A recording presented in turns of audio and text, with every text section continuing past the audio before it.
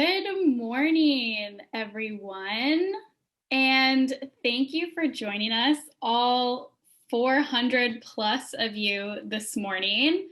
My name is Morrell Andrews. I am a policy advisor at Global Affairs Canada, and I will be moderating today's session called Not Done Yet. Equip yourself for beyond the process. And this is the English session. If you're looking for the French segment, that is also happening right now, but it's being held simultaneously in a different webinar. And we'll post the link in the chat in case you might be in the wrong spot, but that's okay. I'd like to acknowledge this morning that I am speaking to you from the traditional, ancestral, and unceded land of the Algonquin, sorry, I'm in Vancouver right now. That's what I'm used to in Ottawa.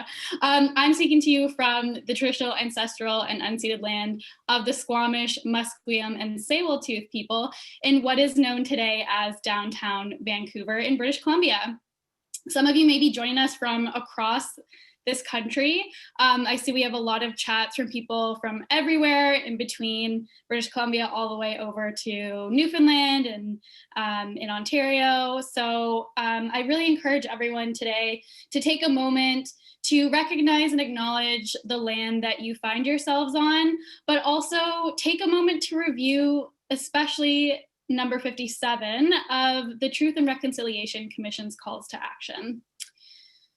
So with that said, some housekeeping items for you. As we move through today's session, please share your comments and thoughts in the chat space and any questions that you might have for the panel by using the Q&A button that you'll see at the bottom of your screen.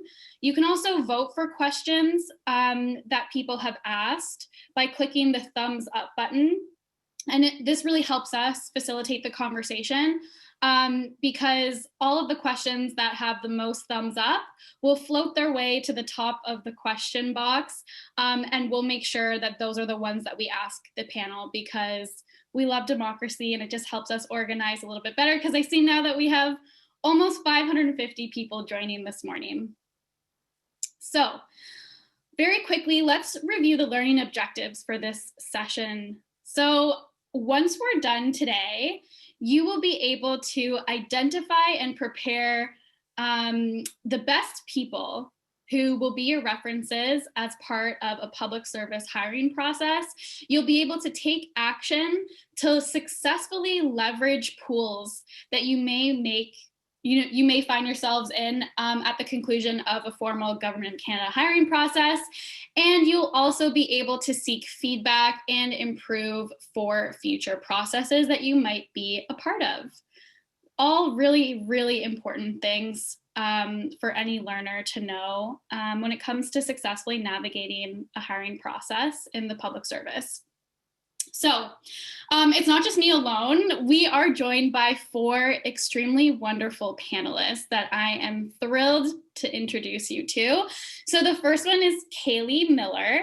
Caleigh is a Métis woman from northern Saskatchewan who now resides in Whitehorse, Yukon, on the traditional territory of the Kwanlin First Nation. And she started her career as a student and then moved into human resources. She's currently with Canada's Free Agents program, working on inclusion, diversity, equity, and accessibility in the Canadian Northern Economic Development Agency. She's passionate about breaking down barriers and promoting HR as a partner in the achievement of business goals in the public service. So welcome, Caleigh. Next up, we have Jessica. Jessica's been with PSPC for 13 years. She has been involved with departmental and interdepartmental networks for many, many years. First, as chair of Vanguard and co-chair of the National Capital Region's Young Professionals Network. She was selected as the full-time chair of the Pride at Work Network in April 2021 after having volunteered in the vice chair capacity. And she has a background in facilitation and teaching. Perfect place to be this morning. She's a solo parent to 2 elementary school kids and identifies as a pansexual cisgender woman.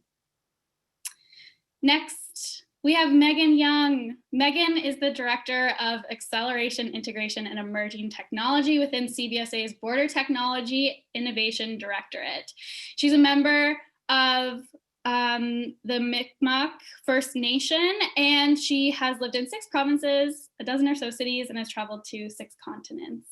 Upon completion of her MBA in the Management of Technology and Innovation, Megan joined Gartner Consulting. She then spent a year at Shared Services Canada before accepting an offer to join CBSA. And finally, we are joined by Afreen Delvi. Afreen began her public service career 3 years ago as a communication strategist for the Office of Public Service Accessibility at the Treasury Board of Canada Secretariat. Currently, she works for the Department of Finance. As a youth accessibility leader with the Enabling Accessibility Fund and through working on the implementation of the Nothing Without Us accessibility strategy, she hopes to demonstrate leadership and commitment to building a more accessible Canada, void of barriers to the full and equal participation and success of all Canadians, including persons with disabilities. So those are our 4 incredible panelists. We're so lucky to be joined by you today. And thank you again for being here. So I don't know about everyone on this call, but public service hiring processes are not the most fun to experience. And when I'm done with an interview, I find myself so relieved that I can stop working on all of the screening questions, all the preparations, all those things that we know are part of hiring in the public service. But I'm curious to know what you folks think is the hardest part of the public service hiring process. So my colleague Marcella will share a poll with all of you. We'll give you 30 seconds to complete it, and then we'll review the results together and see what almost 700 people here today think the worst part is of the hiring process.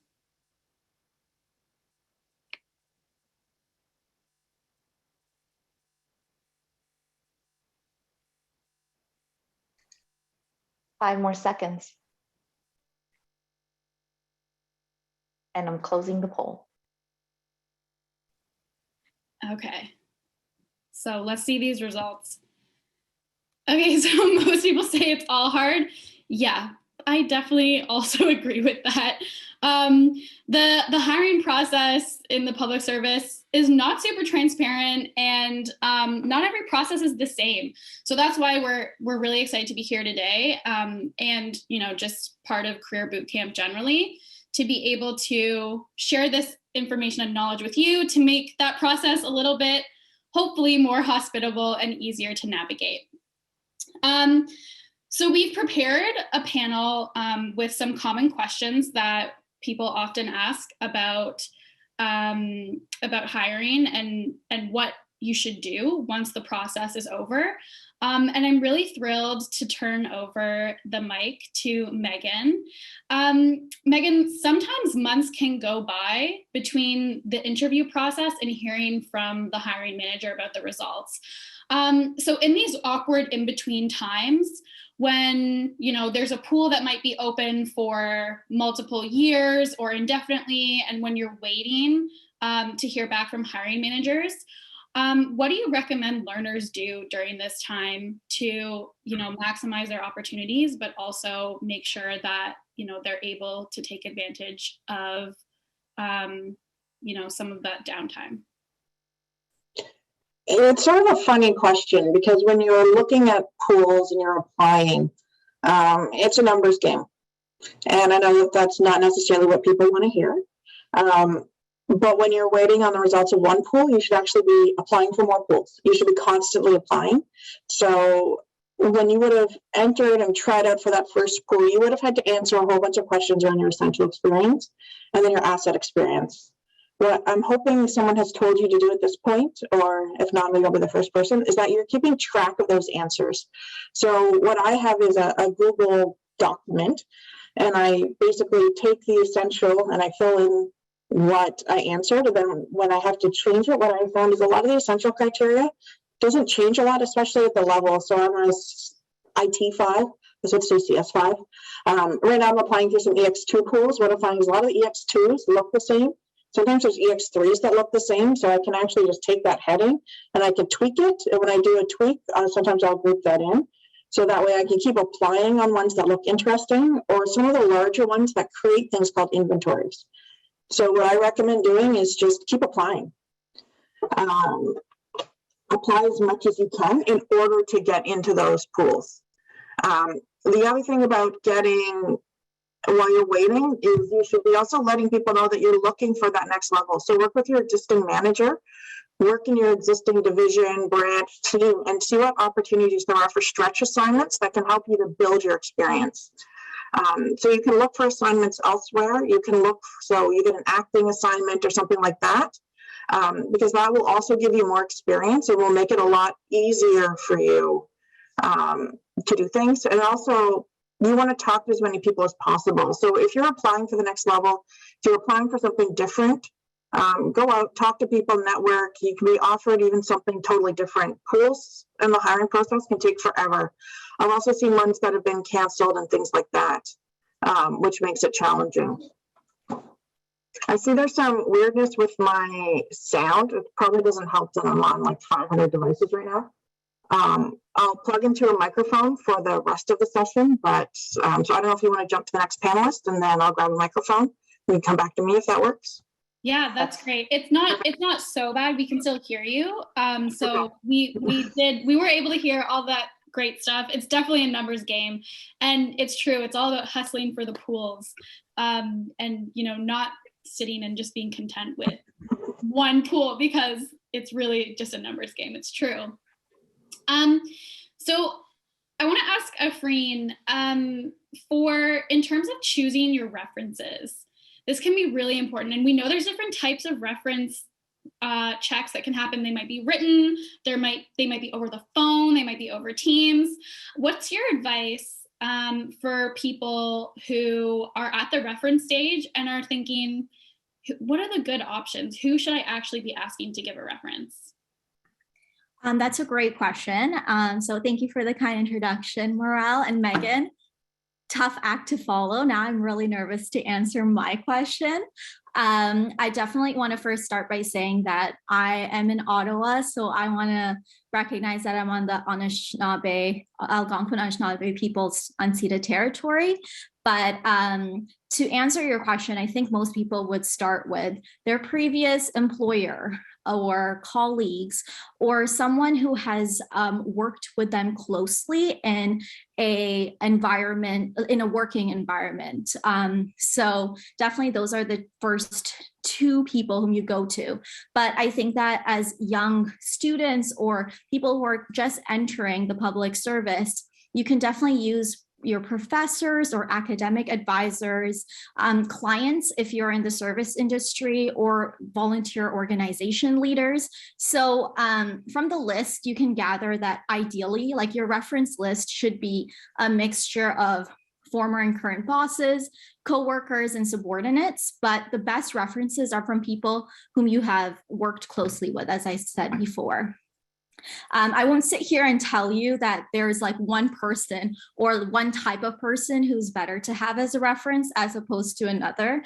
This is because at the end of the day, obviously, depending on the stage of your career, your references will vary. At the start of your career, it might be more academic focused as opposed to someone who has been in the workforce for a while and has a variety of experiences. Yeah, that's a really good point. And I think also something that's very relevant throughout the hiring process. Like, just because you might be in the public service and you've been here for a couple years doesn't mean you still can't rely on some of those external experiences and references who can really, really support that. I'm curious, have you found success in that? Like, have you used external references before?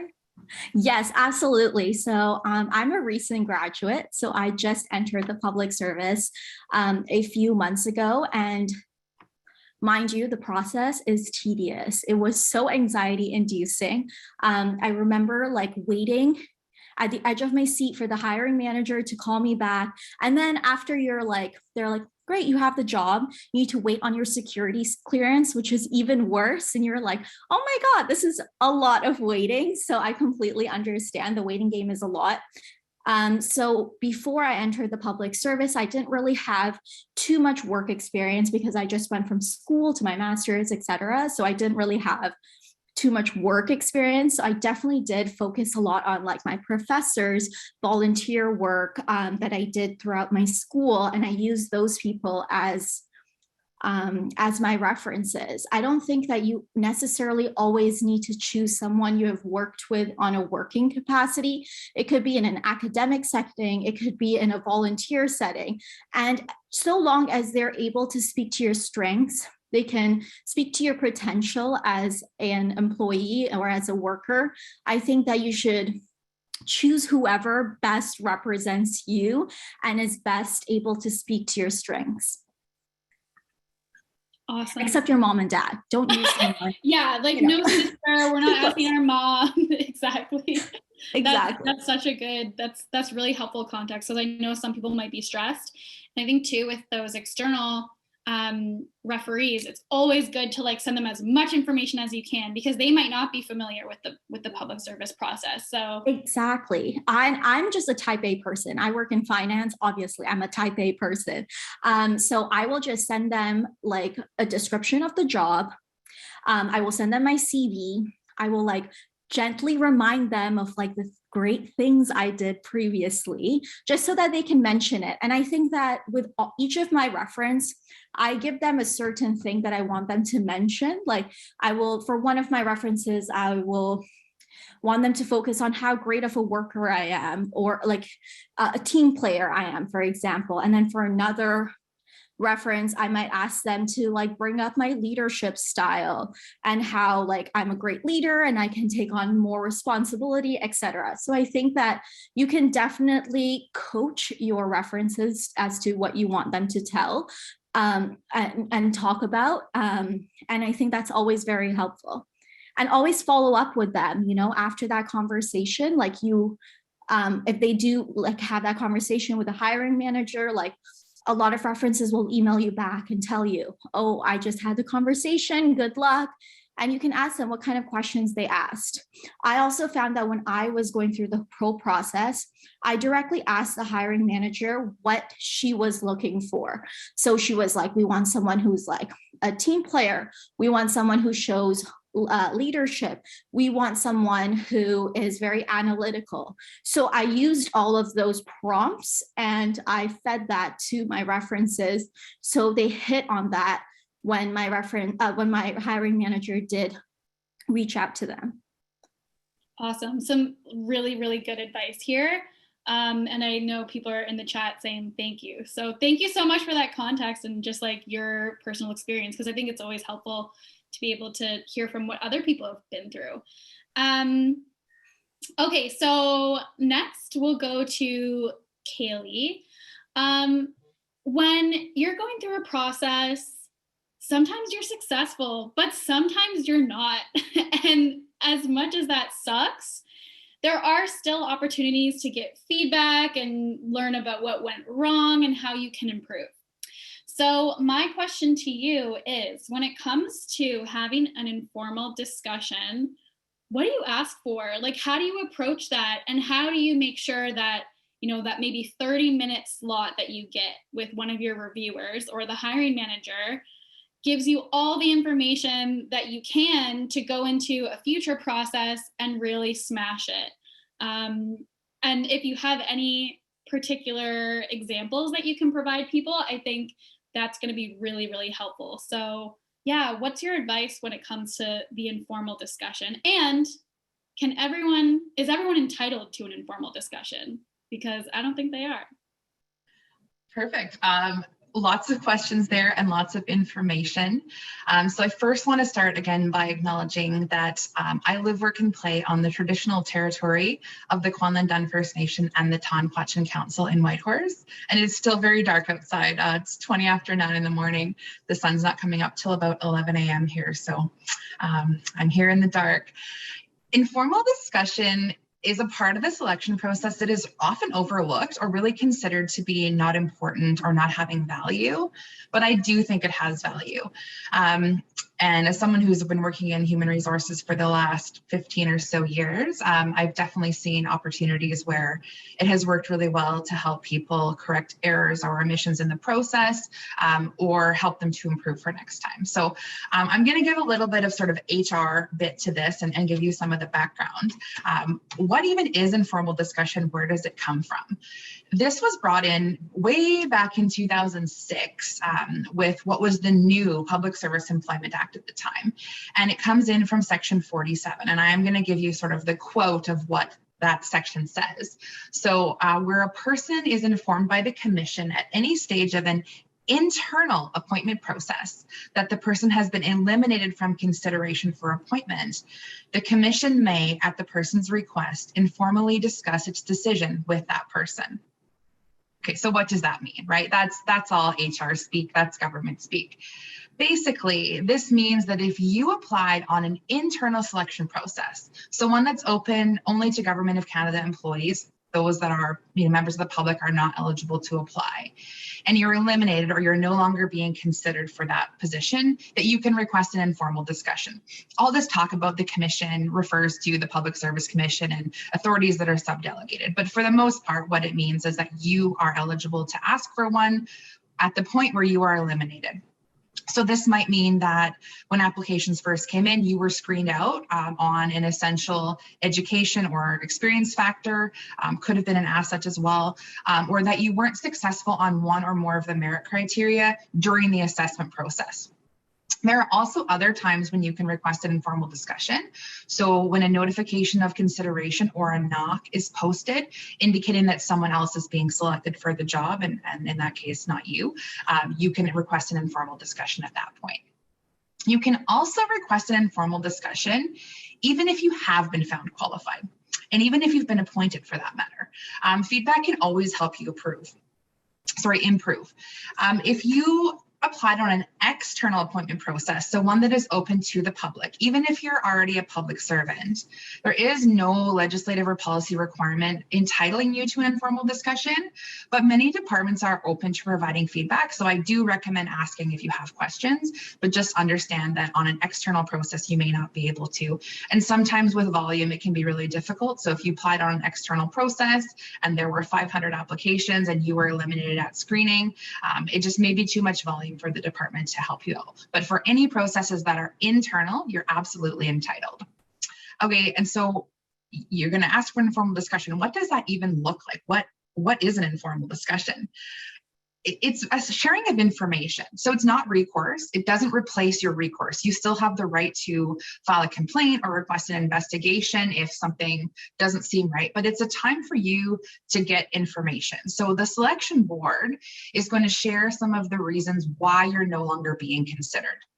It gives you an opportunity to ask some questions and even get some guidance to help you improve for the next time. It's also a really great opportunity to take some corrective action if needed, such as if there was an error or oversight. I applied on a process a few years ago and I was eliminated at the screening stage. I was really surprised since I knew that I had the experience. It was in the field that I'm working in, and I had clearly indicated that in my application. So when I requested an informal discussion, the department realized that they had accidentally mixed up my results with another candidate in the process, and they had sent me the wrong notification. So I got a letter saying that I wasn't being considered. Another candidate I think may have received one that said they were, when actually it was supposed to be the other way around. So the department screened me back into the process without having to consider other formal steps like potentially filing a complaint. I was able to then move straight to the written exam without much delay because the department was able to correct that issue. And that is definitely something that can happen. So remember that, we're only human when we're reviewing these applications, and errors definitely can occur. The informal discussion, it's not a time necessarily to debate the way a question was marked if you disagree, and you probably are not going to get copies of your assessment. So if you've done a written test or an interview, they're very likely not going to give you their notes. There are other mechanisms to get that if you truly feel like that's required. But it is a process. It's exclusively about you. It's not about any other candidates. It's not, why did they hire Stephanie and they didn't hire me? It's rather, why wasn't I the successful candidate? It's also not the time for you to give new information. So you're like, oh, I actually forgot to tell you about this experience during my, when I submitted my application. But it is a time that you can potentially clarify if something was overlooked, or if there's information that was already presented that perhaps the board missed or didn't hear. Way back in the day when we used to do a lot of application screening on paper, so we'd print out hundreds and hundreds and hundreds of applications and read them. We had some folks that would submit really, really long resumes, like I'm talking like 15, 17 page resumes. So when you're reading over these and you have hundreds of resumes to read and you're trying to screen because you want to move quickly on the process, you can easily miss information. So informal discussions, I found, was a great opportunity to talk to those candidates about, perhaps you don't need to include information that isn't relevant. You don't need to address every single merit criteria, because at screening, we're only looking at essential education and experience. Sometimes it's a way to clarify. So somebody explained something, but there were too many acronyms that you couldn't understand, but maybe the hiring manager would. So opportunities to kind of have that two-way conversation. So if you were eliminated from a process, it sounds like something you might want to pursue. How do you even go about asking? Normally, when you receive a notification on these internal processes, there will be some information in there about who to contact or how to contact them. So my recommendation before you do that part is to really think about what you're hoping to get out of the conversation. Be as specific as you can. Do you think that there was an error or an oversight, like some information was missed? So going back to that example that I mentioned earlier, I was really confused because I knew I had the experience, and it turned out that there was actually an error. And I've mentioned going through these dozens and dozens and dozens of selection processes from the HR side of things. Sometimes there's assessor fatigue, and it can be really easy to miss something that's relevant. So be specific. If you think there was a mistake, say, hey, I believe there may have been a mistake. I thought I had this experience. Do you feel like you might have bombed a test or an interview and you're wondering if it was that, if it was something else? When you get that results letter from the department, sometimes it will clearly say, you were eliminated on leadership, you were eliminated on communication skills, or sometimes it will just say you did not demonstrate one or more of the merit criteria. This can help you prepare if you do know the criteria that you were not successful on. So you can kind of think back to, in that process, how did they assess that criteria? Was it on a written exam? Was it on references? Was it, assessed multiple times? Was it globally? Did they look at performance reviews? And sort of be more prepared to ask those questions. So, okay, now you have this informal discussion, you've done a bit of preparation. Also look back at your application if you were screened out. Are there areas where you were maybe unclear or that the board potentially could have struggled with? Look back at those written exams that you may have had, or did you draw a blank in the interview?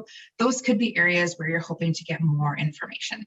Or maybe you thought you did really well and you're just generally confused. It's totally possible that an error was made, or that the examples you provided weren't relevant, or maybe, a lot of times what we hear is people will talk about what your team did or what we did together when the board is really looking for what you did. So it's possible that they just didn't get enough information. You can also leverage this information to help you better prepare for the next time. So Google the definition of those different merit criteria in advance. Plan ahead for your assessments by doing mock interviews with your friends. Think of specific examples of when you demonstrated the criteria. And earlier, Megan had mentioned keeping this Google Doc of sort of examples and things that you'd put in different experience. I highly recommend that as something to do. So when you're doing different things at work or through school or any different scenario, and you feel like you've really demonstrated a skill, just have a running Google Doc of different merit criteria, and you can put those examples so that when you're preparing for the future, you can kind of read back and think of them and hopefully leverage those for interviews.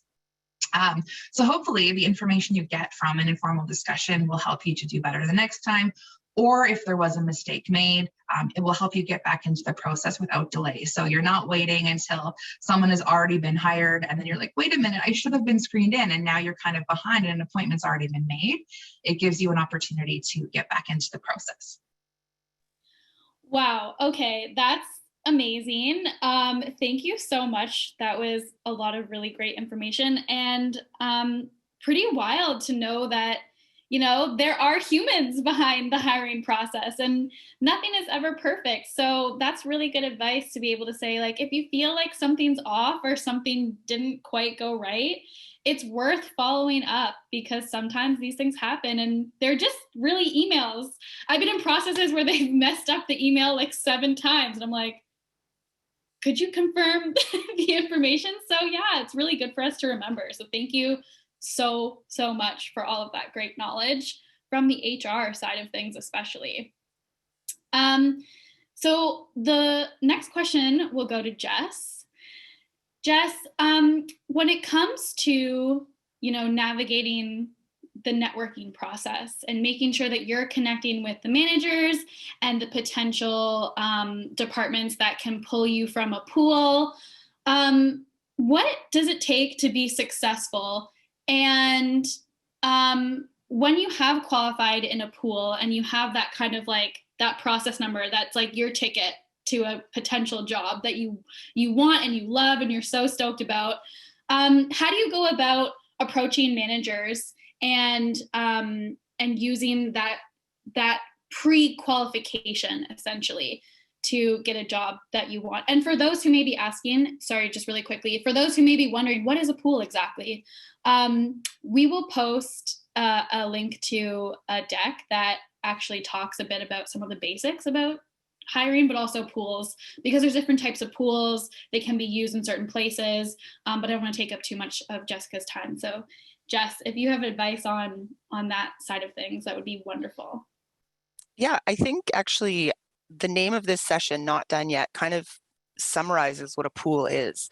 Oftentimes when you make a pool and you're so excited and you tell everybody you made a pool and they say, congratulations. Well, I don't have a job. You know, I've made a pool, but what does that doesn't give me a promotion. That doesn't give me a new experience. That doesn't give me anything. So yeah, we're not done yet. When you're in a pool, you still have work to do. A lot of that can be done informally. And now maybe it's a bit more difficult when you're not sort of sitting face to face with someone, but if ever you're in a meeting with a team, you know, you're working on a project with a group and you really like the work that they do, open up and say, you know, well, I have you here. I happen to have made a pool that might really benefit your team if I could maybe have a bit of a discussion with you to further my career and help make your team better. So there's always opportunities for you to pimp yourself out. Let's just say it like it is. But tell everybody, because there's always going to be, you know, any opportunity you get to mention that you've made it into a mostly of a promotional pool, you'll get somebody who will hear about an opportunity and say, oh, I remember I was talking to someone a few weeks ago and they mentioned they were in a pool. Let me think about, and then they remember, oh, right, it was Morrell. I was talking to Morrell and Morrell was in that pool and maybe that would be a good opportunity. So let's reach out. So you don't have to shove it in people's faces, but make sure people are aware.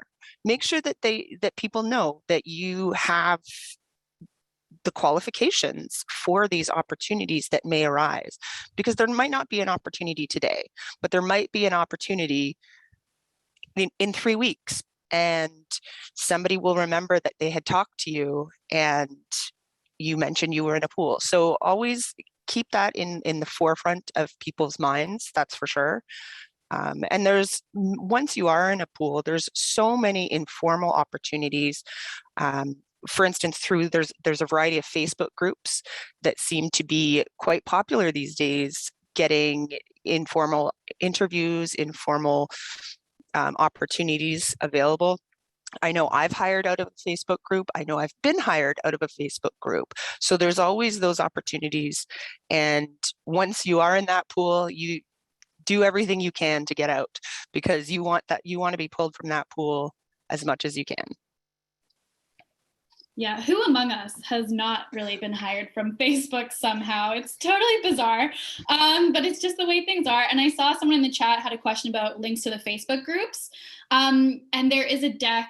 I don't know if it's the deck that I created, Marcella, maybe if you have the one from a few weeks ago, but there's a deck that has a link to all of those Facebook groups for all the different types of jobs. But Jess, I'm also wondering, if you are qualified in a pool at, say, like an EC4 level, but you see, or you meet a manager that might not have like an EC4 box, but maybe they have like a PM4, PM5. Have you ever seen situations where people have been hired using pools that are like at in different classifications, but are at similar levels? Like, is that something that happens? Yes, definitely. In fact, it happened to me last year. I was offered an opportunity at an EC level, but I'm not qualified in any EC pools. I was qualified in an AS pool. So they managed to change over the box, essentially. It was an HR behind the scenes. I'm not HR. I don't know how they did it, but I didn't end up being an EC. I ended up being an AS, and it was the equivalent level. And just a quick note about the resources. I believe they're on the GC Connects, the wiki page that has all the Facebook group links. I think I saw that earlier. So that's a great place to do it. But yes, you can, especially if they're equivalent levels, that's an easy way to do it. But another way is, for instance, let's say you're in an EC4 pool and you're in EC2 substantively, and you're talking to someone about a role and they don't have a 4, but they have an EC3 role. Well, maybe there's that opportunity to gain a little bit more experience at a lower level than the pool you've qualified in. That way, when a 4 comes available, you're now closer to that level. So there's lots of opportunities for growth, no matter what kind of pool you're in, no matter what your level is. And because there's equivalence across the board. Sorry, I'm losing my voice a little bit here. That's amazing to know, because yeah, like there's always like that space, that gray area for negotiation where you might have something and you're qualified in a certain pool, but you know, the HR folks can be so creative, right? Like they can reclassify boxes, they can borrow things, they can move stuff around. And for those who are wondering, EC is basically like a classification. It's technically like economics and social sciences. It's just like some of the classifications and I don't even know, it's just like the type of job. So you can be like an EC doing like policy work, or you could do like a PM doing like grants and contributions, AS doing like pretty much everything. So for those who are wondering some of like the really basic in the background, I know the Federal Youth Network has some explainers on those very complicated and convoluted terms that are not really easily accessible and explained in other places. One more quick question. When you're actually like approaching someone, or you're making a post in the Facebook groups because you qualified in a pool, like what are like the top 3 things that you should say so that someone knows, you know, what you're looking for, what you've pre-qualified in, and you know why you're a good candidate? That's a great answer. What you're looking for, what you're pre-qualified in, and why you're a good candidate. No, but that's the truth. You don't want to create the longest Facebook post explaining all the details that would be in your resume or in a proper email. You want to make sure that it's pulling people's attention. So you want to sell yourself as best you can by saying, you know, here's where I excel. Here's what my qualifications are, and here's what I can do for you. Because you do want to sell your best attributes for whatever opportunities you're looking for. So if you are pretty good at organizing events, but you're excellent at public speaking. Maybe highlight that a bit more, saying, well, your event planning is great. You can also host the event because that's what you love to do. So there's lots of different opportunities to really promote yourself in short, concise ways. One thing I've noticed a lot more happening especially on those Facebook groups, is people making sort of an infographic that has their information. Maybe it has a list of the pools they're qualified in. Maybe it has a list of their skills. Maybe it talks about what they're interested in pursuing or what their background is. So that's a quick infographic that catches people's attention right away, and it looks professional. Sorry, I muted myself by accident. So it looks professional, and it looks like you are ready to start something exciting and that you want to join an exciting team as well. So there's lots of different, even if you just go on those Facebook groups, you can see the different ways people are promoting themselves or promoting different opportunities, because it goes both ways. It's not just people looking for jobs, it's people looking to hire as well.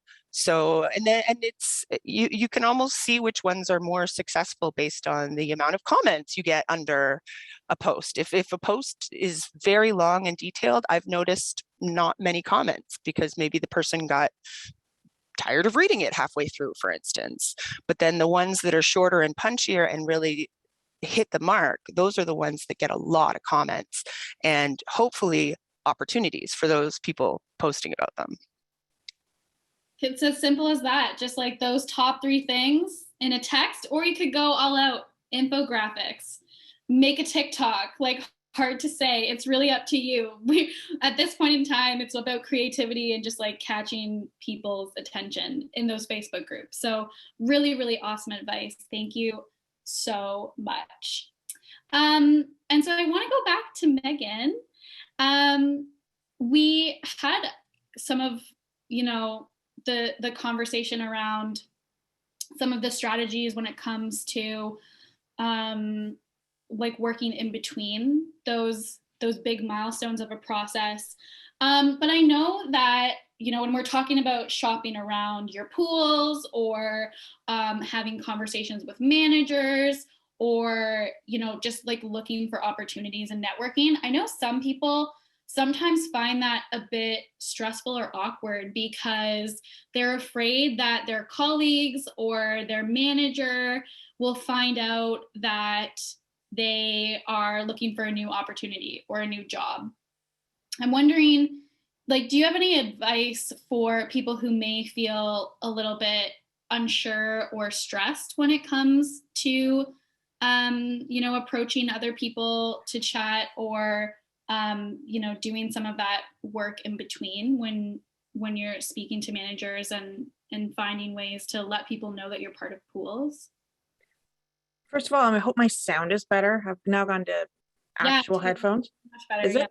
Yeah, I thought I had it set on my external microphone, but apparently it wasn't. So apologies to everyone to start off.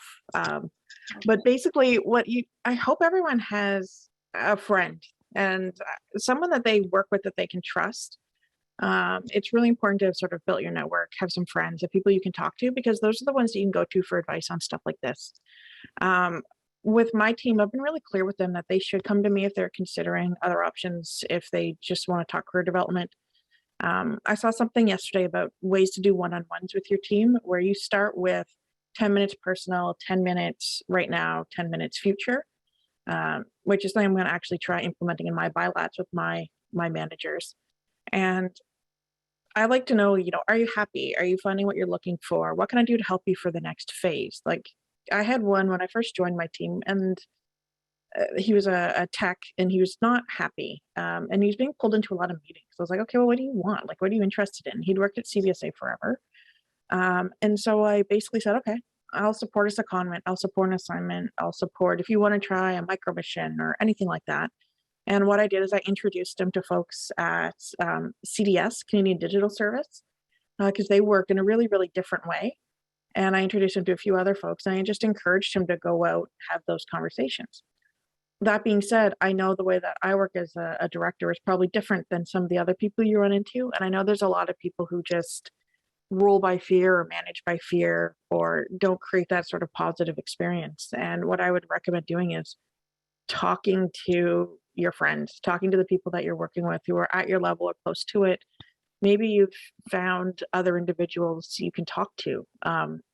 Before I left my job at SSC, I had developed a friendship with someone who was a director, and I went to him for advice and things like that because I really felt bad about leaving, and I was stressed out. But I'd also been having those conversations with my director, talking about taking on more responsibility, things like that. So I think he sort of saw the writing was on the wall.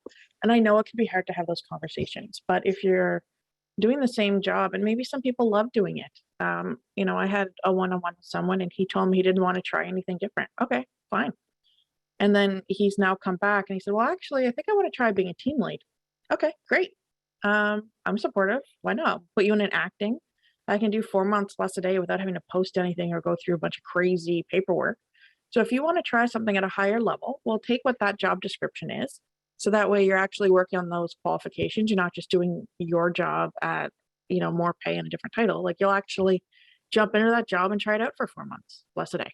And that won't kill anyone.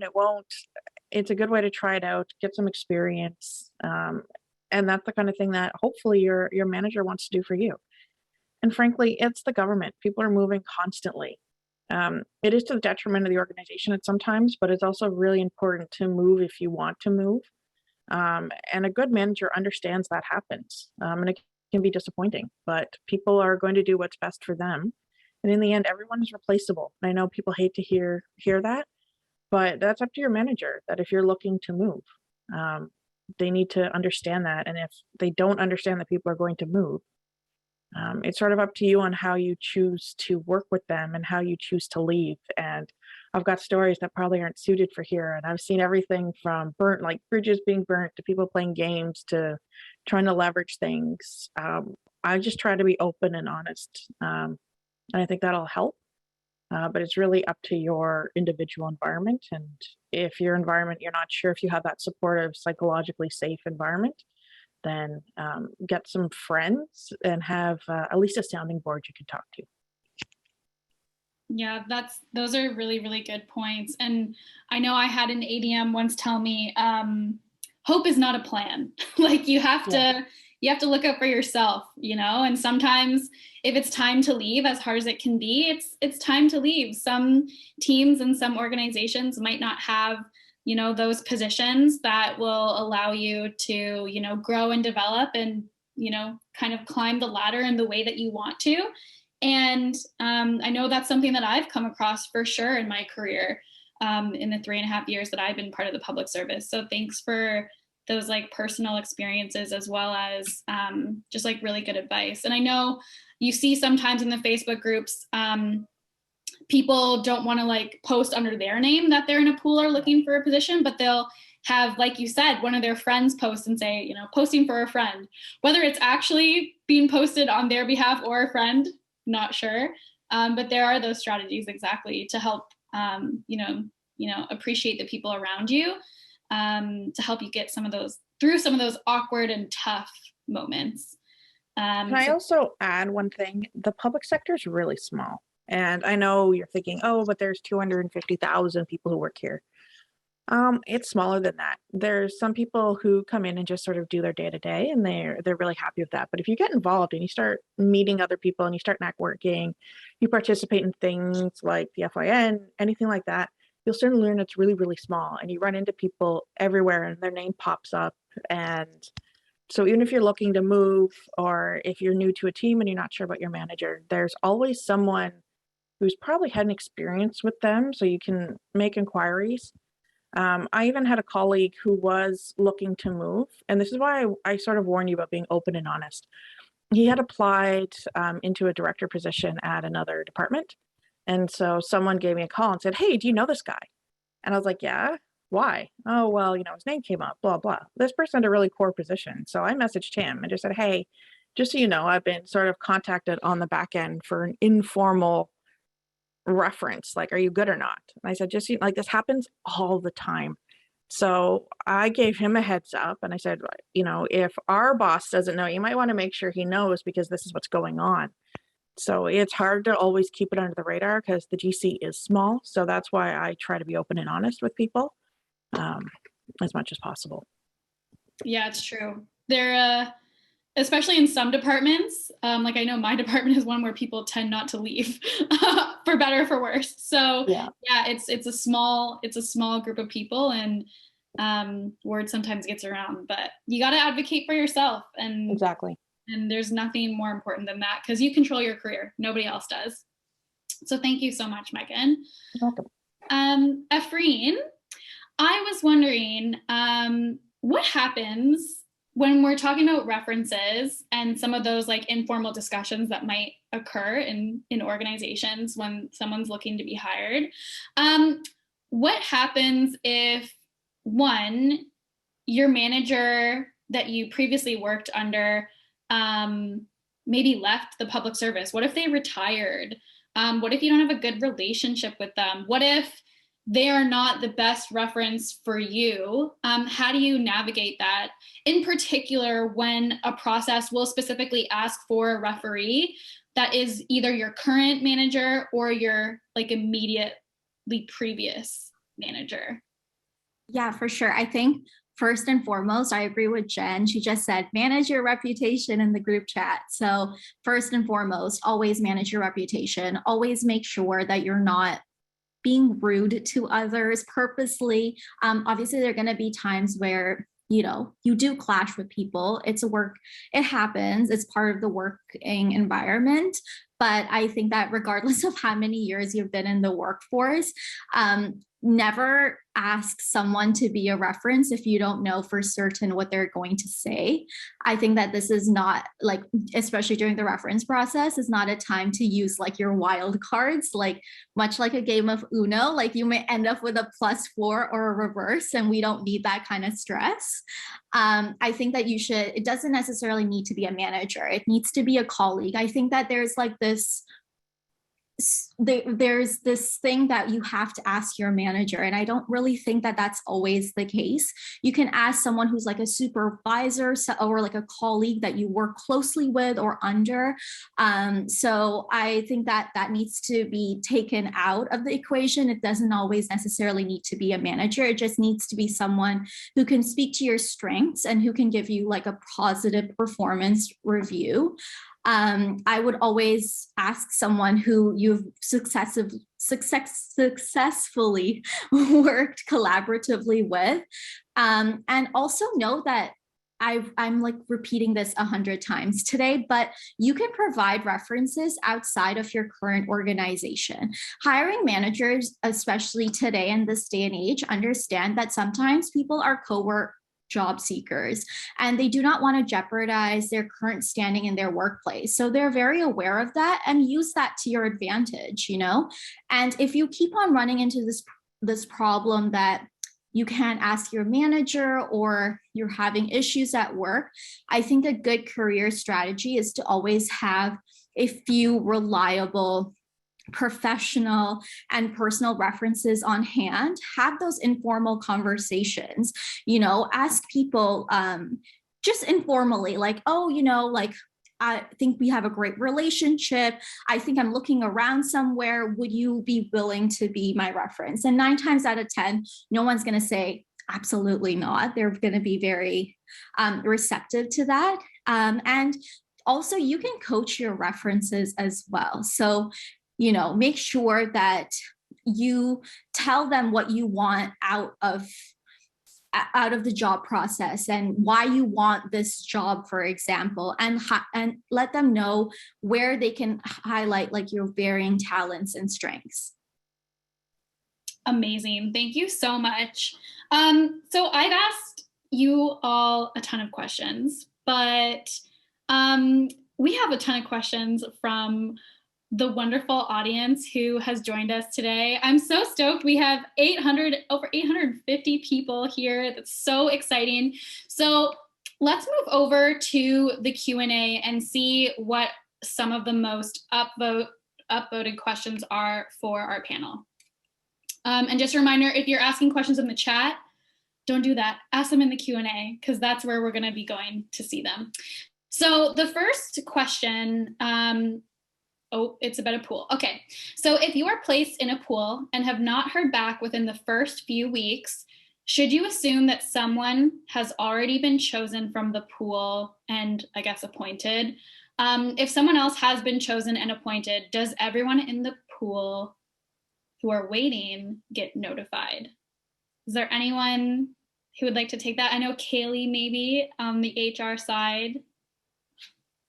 We all love pools. Sure, happy to take that.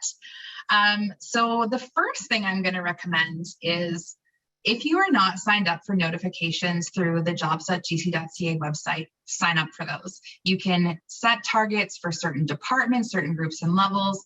That's going to be really, really key, because then every night at just after 12 a.m. Pacific, you're going to get an email that tells you all of the stuff that's been posted that day. So it's going to be new jobs, it's going to be notifications of consideration, it's going to be notifications of appointment. So you should be notified. You should get some kind of a formal results letter telling you, what's going on. Now, if you've received a letter saying you're qualified, you're being placed in a pool, you haven't heard anything, watch those notifications of consideration, because that is what will trigger your informal discussion opportunity. However, that being said, sometimes the appointment or the position can be filled by a deployment. It could be filled by another sort of non-staffing type transaction. It might be an assignment or a secondment, in which case there are no notifications. So I would say, a few weeks is not too much time. There is a 5-day waiting period. So once that notification of consideration goes up, you have to wait 5 days before an appointment can be made. And then the notification of appointment goes up, and that triggers recourse rights. But in that time, a few weeks, not a lot of time.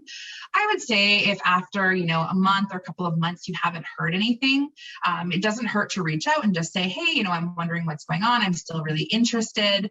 If you haven't had that informal discussion yet, would be a great time to ask for feedback, because perhaps there were asset qualifications that you didn't have that they're looking for, something along those lines. I wouldn't always assume that someone else has been chosen. There's lots of different directions that change. People go away. Sometimes things take a lot of time. But it doesn't hurt to reach out and ask. Yeah, sometimes the process can take 2 years. Been there. I was not successful, but you're like, glad I waited 2 years for this. Afreen, did you want to add something? And Jess? Yes, I did. I think that you should also see when the closing date of the pool is, because sometimes it's for the future and you were like, oh my God, I'm not getting a call. Something's happening. Like maybe I'm not getting chosen, but it hasn't yet closed. So they haven't yet looked into it. So I think to be very mindful of that. And also for certain jobs, I know that for foreign service workers and stuff, the pool is it's a big pool and it takes years for them to go through it. So sometimes you just it's a waiting game, unfortunately, but never lose hope and always follow up if you see that that's the next best step. Yeah, and just to add to that, not all pools are created equally, in the sense that some pools might only be an available pool for a couple of months, whereas other pools might be available for a couple of years. So you never know. And if you're curious, if it's, as Caleigh says, if it's been a few months, reach out to the HR person and ask, is the pool still open and how long is it open for? And so you have that information going forward when you want to be pulled from that pool, because the last thing you want to do is to be telling people you're in a pool that has now been expired because you didn't know. So keep that in mind, but there is no pool that is the same as any other pool. They all have their own quirks about them. So learning how your pool works is definitely beneficial to you. Yeah, and pools can always be extended, right? Like maybe a pool will be valid for a year initially, and then they're like, listen, we need 2 more years. And then they'll just keep doing that. Like I've seen that happen for sure, which is just wild. It really just depends on the manager and the department and the process. We have another question about pools. The difference between partially assessed pools and fully assessed pools. How they differ when it comes to being used for staffing, and if we've found that being qualified in a pool versus being found qualified, like fully qualified in one versus partially qualified in one, how you should approach hiring managers. So some of these questions are answered in the resources that we've shared. Basically, like a partially assessed pool just means that, you've been partially assessed against the merit criteria versus being fully assessed against the merit criteria. But I will let our panel speak a little bit more about the difference between the two and how it might differ between, when a manager is staffing, like if you're partially qualified or fully qualified. Sorry, that was convoluted. Caleigh or Megan, did you want to add anything? Sure, I can. So basically the difference is whether all of the qualifications that are on that statement of merit criteria have been assessed or whether they haven't. Sometimes departments will choose to only assess part of them. So maybe they aren't assessing certain asset qualifications, or they've staffed a position in a different way, or requirements have changed, so they stop at a certain point. How they're being used for staffing is obviously to be appointed, you need to meet all of the merit criteria on a statement of merit criteria. So for whatever job it is, you can use resources and those assessments from different processes to kind of move around. It's definitely more challenging, I think, from the perspective of a hiring manager. So if you have been in a partially assessed pool from another department and you say, oh, it's, the manager is still going to have to assess certain qualifications if their qualifications differ. So that's not the ideal situation. Obviously, a fully assessed is, but departments do take those approaches. So look really carefully at the statement of merit criteria. Look at what your results letter says. It should tell you one or the other. Look at the tools that were used to assess and kind of try and figure it out. But definitely, departments can choose to do different things. What we sometimes see is we do a big partially assessed pool because we're staffing for multiple different types of positions. And then at the time it's ready to make the selection, my team needs somebody who has presentation skills. So I might choose to add in an asset or assess an asset qualification that some candidates may or may not have. Another team may have a different requirement. So I have, when someone comes to me and they've been they're partially qualified, it gives me a good starting point and a good justification, because no matter what, I basically have to do a non-advertised if I'm filling a position. So I'm doing a non-ad, but now I have a rationale to support it. So I'm using your results in that partially assessed pool for me to do a non-advertised appointment of you. So I still have my own statement of merit criteria. I still have my own asset criteria, things like that, but I can take generally what has happened, because especially at the levels like CS4, for example, is what I'm offering and hiring for. A lot of the essential is generally pretty consistent. So I just can use that. You may not have been assessed based on language. So the language may not have been done for some of the language requirements. If you're partially assessed and you are maybe a BBB and not a CBC, that's pretty easy. So there's different things like that where we could do it, or if the asset criteria doesn't match up. So don't disqualify yourself because you're only partially qualified. You should assume that it's still something that a hiring manager can use, especially if you've been taking some of these other tips and you've talked to them, you've networked, they want to hire you. What you're doing is you're making it easier for them by being partially qualified. So don't worry that much about it. If you're fully qualified, it's much easier, especially if that's the department you want to work in, but partially, it's still something that you can use to market yourself. Great. And oftentimes, yeah, like you said, it's being partially qualified just means you haven't done the second language testing. Like it can be as simple as that. So really useful, really, really useful. For someone who's asking about being fully qualified in a pool, how should they communicate this in their cover letter or CV? So when referring to the pool, would you recommend they simply just provide the selection process number, perhaps, so that the HR contacts at the hiring department is able to identify the pool and pull someone out? Jess, do you want to feed in? Sure, I'll jump in. I mean, I think it's great to provide the pool number, or the process number, I should say, but also make sure to probably include what that means. I know HR professionals generally can do their magic and pop in the number and are like, oh, that pool, that's great. But for people who are not necessarily the HR professionals, and that's just a number. And that number might not mean anything as somebody who's wants to hire staff. So it would be a good idea not only to mention the process, but maybe highlight 2 or 3 of the required skills, the required experience that made you qualified in that pool. Great. I think that one's pretty straightforward. So we can go to the next question. The difference between a pool and an inventory. This one comes up a lot. In my personal opinion, I love a pool. I hate an inventory, but that's just me. Afreen, do you have any thoughts on the difference? Do you normally go for pools? Are you interested in inventories? What's the vibe on this one? I think I normally go for pools, but I think that when you're first looking for a job, do apply to all the inventories too. I think it usually takes like a longer time for the inventory. I feel like pools just move a lot faster, at least in my opinion, from my experience. So yeah, I prefer pools. I'm with Morrell on this.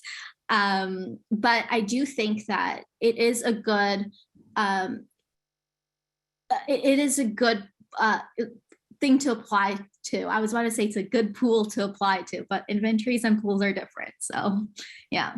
Yeah, and for those who might be wondering, you don't apply to a pool in the traditional sense of like, this is a posting for a pool, and so I will apply for the pool. You apply to a process or a competition online, and then that competition can be used to create a pool. So not every competition will create a pool, but many of them do. And there's different types of pools. They can be used in different places. But again, if you check some of the resources that we posted in the chat, it'll go into a lot of detail. Whereas like an inventory, it's a posting for an inventory. It's kind of like a statement of interest, like an expression of interest. It's much less rigorous than a full competition. And like Afreen said, you might hear back from inventory, you might not. It's kind of like a crapshoot, but those are the main differences. Does anyone else want to jump in and add potentially about the utility of hiring from like a pool versus an inventory, or can we go on to the next question? I actually want to ask Caleigh to explain an inventory a little bit more, because my personal experience from what I've seen is an inventory means the computer said you wrote the right words. And so, and then that might be the wrong thing, but so I'd personally love to know more about what an inventory is. I love that you asked that. There's so much misinformation out there. People think that it's like computer screening, it's happening. The public service, we are not there at all. It is literally someone reading applications, resumes, but an inventory is exactly like what Morrell said. It's sort of an expression of interest. It's departments saying, maybe we're really looking to target racialized people or Indigenous people.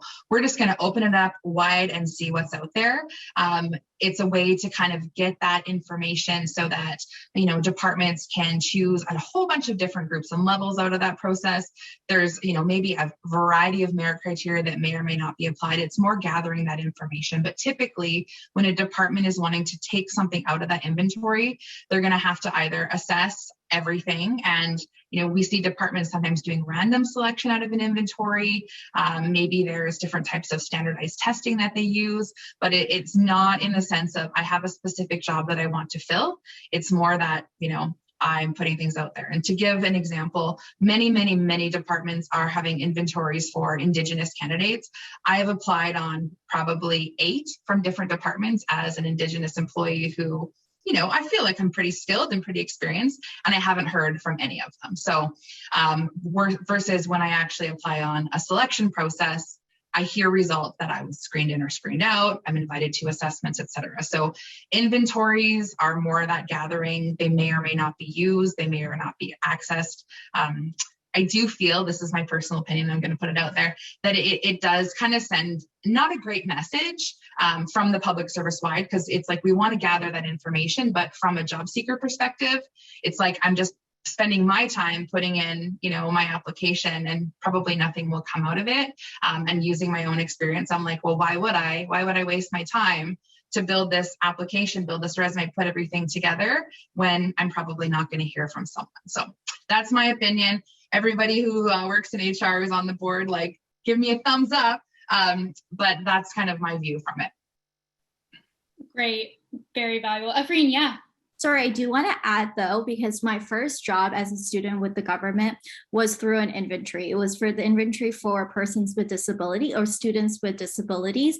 And so I do think that as much as I don't like inventories, I do think that they can sometimes be good. So I think I would still recommend you to try and apply into inventories if you can, because it was one of the best jobs I had so far. So I recommend it. That's so good to know. Yeah. So if you're looking for an inventory on jobs.gc.ca, it'll say inventory. You'll know it's an inventory. You'll know it's not a competition, and something can come out of it, but everyone's different and every process is different. So that's really, really good to know that we have someone who did get through on an inventory. So that's great. The next question, I'm going to combine the top two. So it's about references. So someone's heard in government that it's expected that at least one of your references should be your current boss. And if you don't want your current boss to know that you're considering leaving your position, you might be shooting yourself in the foot a little bit. And that's especially difficult if, for example, one of your managers that you've worked for, you might not be comfortable even giving them as a reference. So when it comes to those tricky situations, I know we've kind of talked about it before, but has anyone had like personal experience navigating that, and like what are some maybe like lines or talking points that you could use to kind of soften the impact that might have on a manager who might not be super happy to hear that you're in a reference stage or that you might be really considering leaving a position? So I started monopolize all the time. I would love to take this one. So I had a job many, many years ago where there was a bit of a conflict between my supervisor and I was looking to leave. When I went to apply for different processes, they asked me directly, like, why haven't you put your current supervisor? And I said, well, my supervisor told me that they were going to provide me with a bad reference. And so obviously I don't want to do that. So what they said was, okay, give us other references. Do you have someone from, a supervisor before that? Do you have, a colleague reference, another professional reference? Because I work in HR, I had client references. So they ended up checking 5 references for me. So 4 were sort of other references, but they also wanted to talk to my supervisor. So I really wanted to just make sure that was the very last piece. I said, I think that my supervisor is going to say X, Y, and Z. When they called me at the end, they said, thank you for being honest and sharing that there was a conflict. Your supervisor said exactly what you said they were going to say, and they ended up offering me the position. So my recommendation would be as absolutely honest as you can. So usually you can talk to someone in HR or someone on the board and just indicate, look, I'm not in a position to, or if there is an issue with my supervisor or I don't want them to know just yet, can you wait? Usually they can wait, right? They will maybe eventually want to talk to that person, but we do see this very, very frequently for folks that work outside of the public service when we're conducting references, because there can be sort of non-competition clauses and people, who in the government, your employment is protected, right? But if you work outside of government and someone finds out that you're looking for a job, they can terminate you, and we don't want that to happen. So this request comes in way more frequently than you probably think. And there are many, many reasons, but I would say my most advice is be honest. I've also assessed folks that have applied to come and work on my teams. And when I've done the references, I've got, negative information for both of them. And when I do informal discussions with these candidates, I'm kind of like, oh, well, your reference said blah, blah, blah. And they're like, oh, well, this is happening or that's happening, or, we don't get along. And I'm like, well, but if you would have told me that information beforehand, we could have looked at other ways to mitigate. So really, as a manager, I want to know, can you do the job? Are you going to be easy to get along with? There are many reasons why relationships aren't perfect or why someone can't provide a good reference. So be as open and forthcoming as you can. at the start. It's not always going to work out in your favor, certainly, but I think that having that integrity piece will really go a long way. Thanks for that. And did anyone else want to add any advice on this one? Because I know it's tricky. Maybe like Megan, did you want to add anything from the perspective of, a manager, hiring? People are loving like your open approach. They want to work for you in the chat, just so you know. That's great. I hate references. I'm not gonna lie. I hate references. I've worked in private sector for so long, they don't really do them anymore. And in public sector, I was in the military, and they always say like promote your problems. So promote your problems away. So there's always stuff behind the references. I am terrible, the informal references, which I know are not a great practice, and I probably shouldn't be admitting that. But to go through the formal reference checks, they also suck up a lot of time for your managers. And I actually think the public service and processes where they have onerous reference requirements, it's not fair. It's not fair to the candidates. It's not fair to the managers trying to get through the day. It's not fair to people trying to do their work. So I'm all about like, let's lighten the reference load. Let's, qualify people based on the work they're doing and what they've done and what they've delivered. And then there's also the question of fit and how will they fit into this team. So, there's someone I know who I've hired who would have gotten a terrible reference because they wouldn't want to lose that individual. And I know that he never would have been able to go. They would have tried to block. They would have escalated to keep him. They would have done anything they could. So, it's really for me about the candidate as a whole. If someone comes to me and they say, I don't have a reference for this, and I've been forced into doing references on a process, I'll be like, that's fine. Do you have someone else who can just cover off this requirement so we can check the box? I know that sounds terrible and very, very not, yay, references, this is how I operate. But to be honest, I struggle. I even said on this panel, I didn't want to ask, I wasn't good for questions about references because I think it's it's not a great way for us to do anything, especially if we're talking diversity and inclusion. Like, let's talk about that. We want to do references. The same with PMAs. The PMAs are very much, going for the status quo, which is generally a, heteronormative white male. Because there's been, academic studies proving challenges about, women, racialized individuals, Indigenous individuals with getting the same type of reference that a man would get. So this is just, we're asking someone for their opinion versus relying on the work they've done or everything they've delivered. So I don't know. I think they're problematic in general. So I will do it to check the box, but I'm not going to lose any sleep if someone doesn't have a supervisor reference. Mm-hmm. Yeah, absolutely. There's nothing like being sent a Word document where you have to write an essay. Like I did a reference the other day that was 6,000 words long. Like that's ridiculous. That's absolutely ridiculous. Yeah. I would lose it. I'd actually, you know what? Maybe it's just because I'm a director. I'd call whoever's running that process and say, you're actually doing a disservice to the individuals who you're trying to hire because this isn't right. But yeah.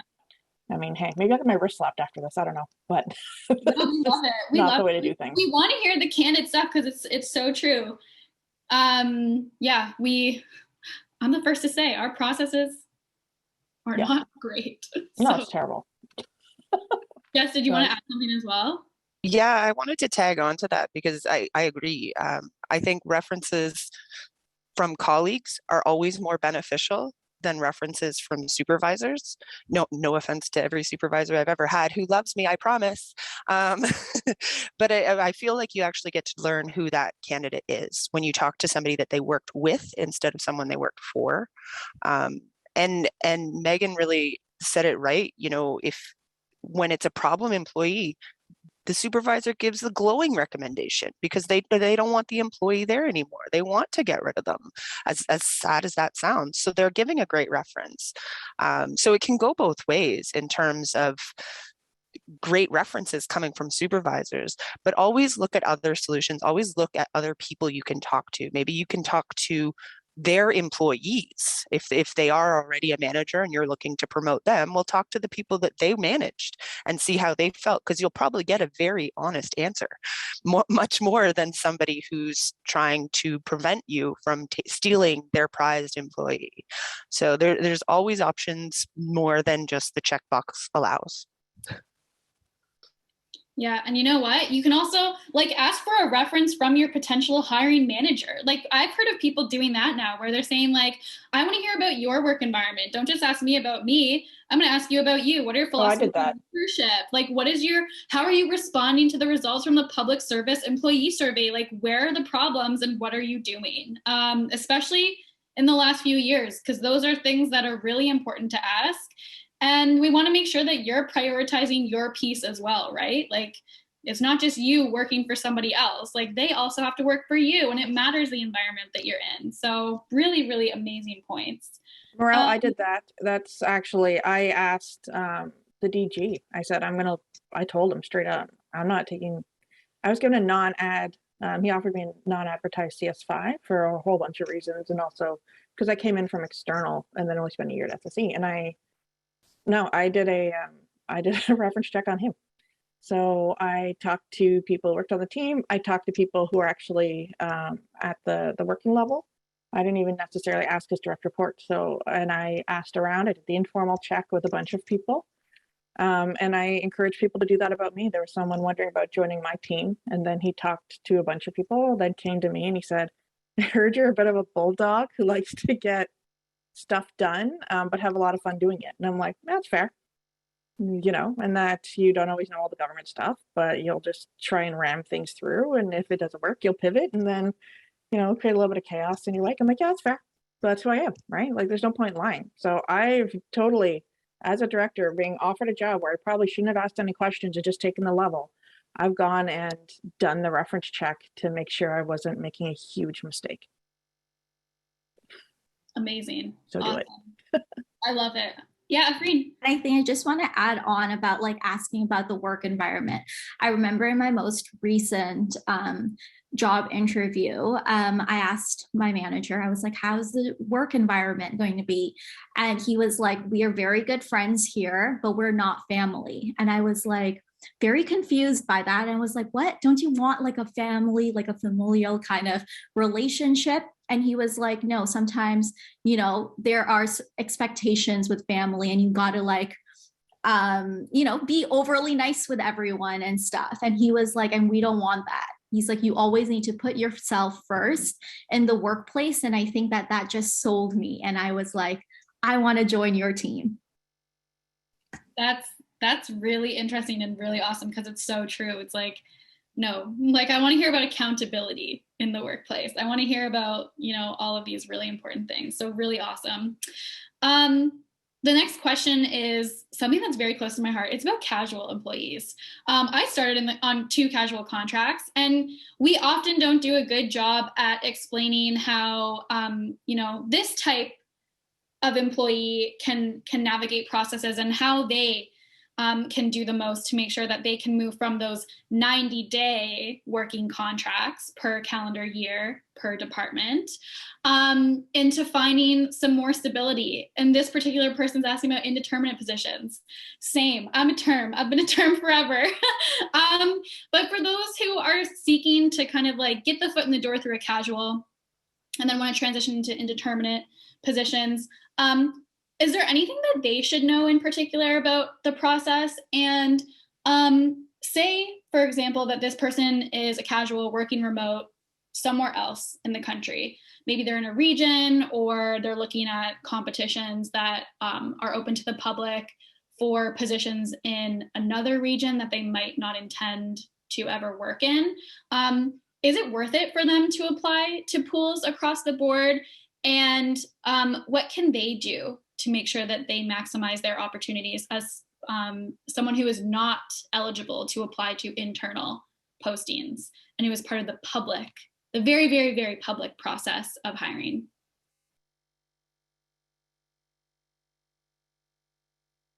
Caleigh, do you want to add something or do you want to jump in? I feel like you. Sure. I'm like, I don't want to answer every question.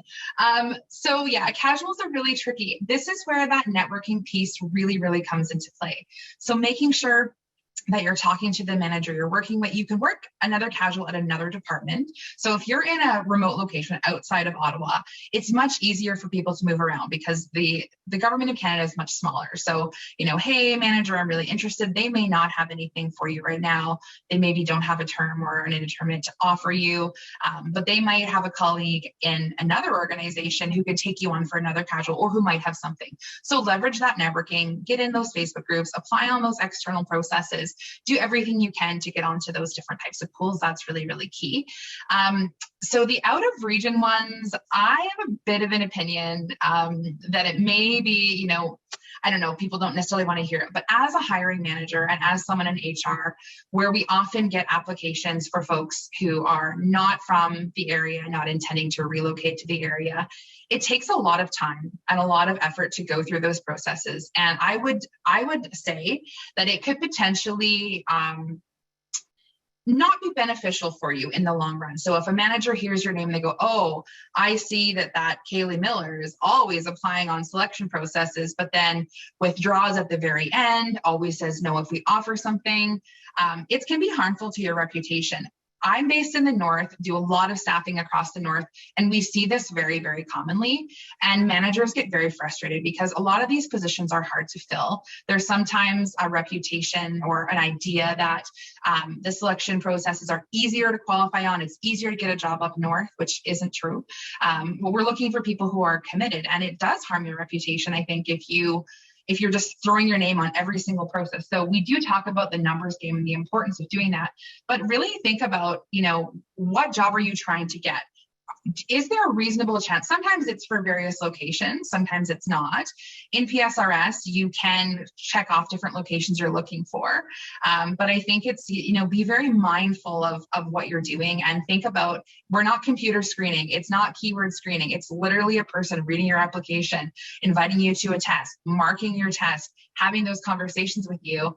And if at the end of the day, you have no intention of ever moving there, it can be really challenging. And as Megan mentioned earlier too, like the government of Canada is small, despite being a large employer, that network is small. So if people say, you know what, that person really wasted my time and sort of led me to believe that they were interested, they were my top candidate. And then, you know, but we do understand. So this is not to say there sometimes are personal or family circumstances that come up where, you know, at the end of the day, you're not able to relocate. We understand those things do happen, but if you're like, oh, I have no intention, and I've had people apply on processes for jobs that I'm hiring in Whitehorse, and when I've called to do the reference, they've said, oh, I'm so surprised this person applied. They're never going to leave Ottawa. And so, you know, when I had that conversation, the person's like, oh, I just wanted to get into a pool because I thought you might, you know, do whatever. That being said, also, the world of work now, where we have remote work, is different. So we're still not seeing in the sort of HR manager side of things how that's fully shaking out. This kind of advice sort of predates COVID, but I mean, still think about your reputation. I know there's going to be a talk about that as part of this career boot camp week as well, but that's a really, really thing. You really need to consider that. Did anyone else want to add on to that? We only have a couple minutes left, so. I 100% agree. Reputation matters, and people talk. Yeah. Maybe in the last kind of like 2 minutes, we'll just like rapid fire, go between everyone. Is there anything that we didn't get to that you want to leave people with? What do you think is like the most important thing people can walk away from this session and like apply to their processes? I think just I'll believe go. in yourself. Ooh, You okay, got Afreen. Afreen, what did you say? Sorry, I missed that. I said, just believe in yourself. You've got this. Like, you've gotten this far. You have this, you know? You have it in the bag. I'm rooting for you. I'll add to that. You root for yourself. You should be your biggest cheerleader, and you should be promoting yourself as much as you can in the right places, because nobody's going to promote you more than you can promote yourself. Be willing to take some chances and go on things that might be different than what you were originally thinking or what your original path was. Yeah, manage your reputation, promote your brand, but also focus on delivering what your job is, because you can do all the self-promotion you want, but if you're not delivering on your day-to-day, that you're not going to get very far. Amazing. So be bold, be courageous, believe in yourself, know that you have value, and the public service of Canada would be lucky to have you. So with that said, that's the session. Thank you so much, everyone. Thank you for joining us today. The links to all the resources we talked about today will be found on the Career Bootcamp wiki page. We're going to drop it in the chat. Make sure to join the session today on networking this afternoon at 4:30 p.m. Eastern time. There's a link in the chat. And be sure to check out the session on influencing your reputation today at 1 p.m. Eastern time. Thank you so much to our panelists. You're incredible. You're wonderful. I feel so privileged to have shared this space with you. And thank you to the organizers at the Federal Youth Network, because you're doing the most, and this information is like absolutely amazing. It's critical. It's vital for people. So thank you, everyone. Thank you for being here, and have a great rest of your day.